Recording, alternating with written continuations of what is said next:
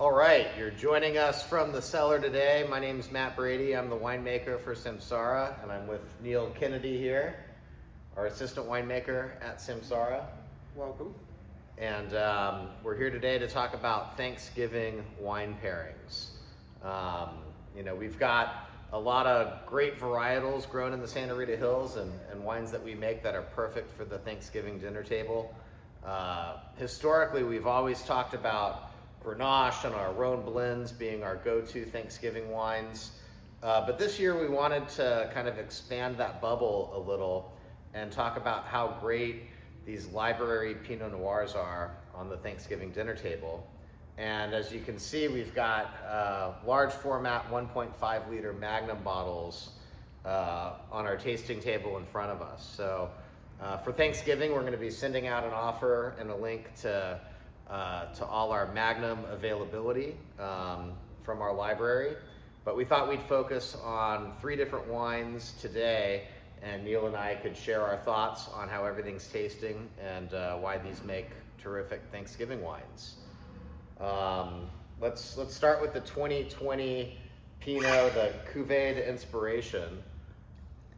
And this wine's typically a blend of multiple vineyards. In 2020, it was all Kessler Hock Vineyard. So it's really kind of like a single vineyard that we squeezed into the Cuvée program. But yeah, let's give this a sip.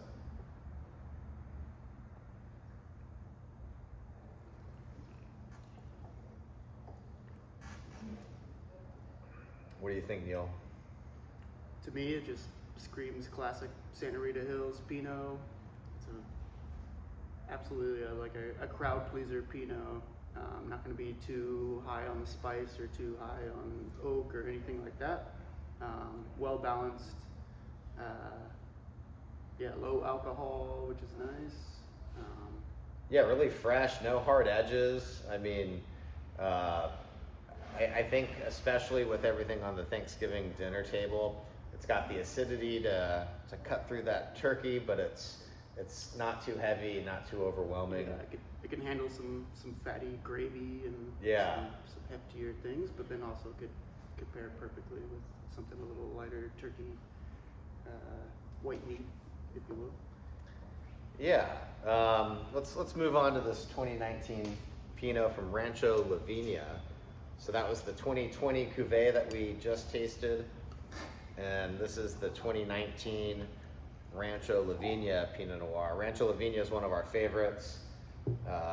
They're our primary Pinot Noir vineyard partner.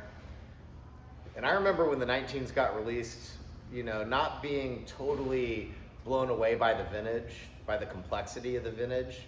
But here we are 6 years later, and these 19s are just singing. They're in a really great spot. We used this wine at a wine dinner earlier this year, and it was the star of the show. And that just goes to show you all these tasty Samsara wines right on release usually get better with age. And that's the way we make the wine. And folks that have these in the cellar are pretty happy a few years down the road. Yeah, this is just straight away, this is showing so nicely.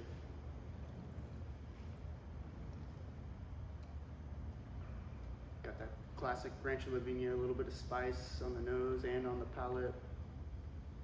Some of those brighter red fruits. Yeah, it's kind of got it all. It's got the spicy savoriness, but it does have that super bright core of fruit on the palate, which is just, it feels a little bit denser to me than the Cuvée, but not in a heavy way, but there's just more concentration. It's a really neat wine. And I love it when I have vintages that I think aren't my favorite that, a little bit down the road you're really impressed by. Yeah, the acidity on this, you would never know it was a 2019 is. Yeah, so fresh. My mouth is still watering right now. So. Yeah, super youthful and fresh. That's a good call. All right, let's taste this 2018 from La Encantada. So La Encantada right over there by Sanford and Benedict, out on Santa Rosa Road. 2018 was our first year. You can see that we're in the cellar. We've got all our Pinot Noir from 2025 right behind us. Still a couple fermentations going over there. We're not quite done yet, although we have picked all our grapes for the year. 2018 was the first vintage that we made wine in this facility here in Goleta. And the La Encantada Pinot that year, I remember it was really low yielding. We only had one fermenter and we made 2 barrels of wine that vintage. So about 45 cases in total. And I should note that for all these Magnums that we have, we just bottle a real limited amount. So we have 5 cases for each bottling. So 30 bottles, because they're all bottled in 6 packs.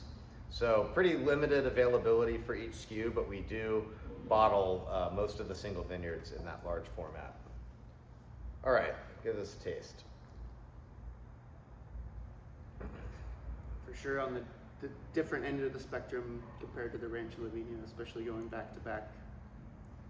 Way more darker, intense, concentrated. I know we said concentrated for Rancho Lavinia, but this is a little on the heftier, not hefty on the palate and weight wise, but just heftier as far as dark fruits. And it's got a little more tannin too. Exactly. I was just So gonna say a little grippier. yeah, a little more structured, a little denser, real savory.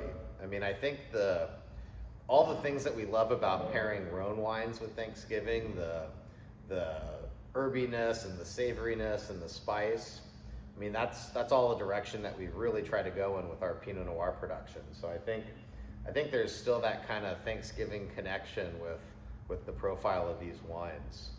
Yeah, maybe you say you have somebody at your Thanksgiving table that's, you know, a little bit more into Syrah or Grenache or some of the darker, heavier reds, and you could pop this one open and keep everyone on the Pinot train happy, but also kind of keep those folks happy as well. Yeah, it's a fun lineup. It is, yeah. All completely different. And fun to taste these wines. I mean, we never open them in this kind of context, so I'll have to.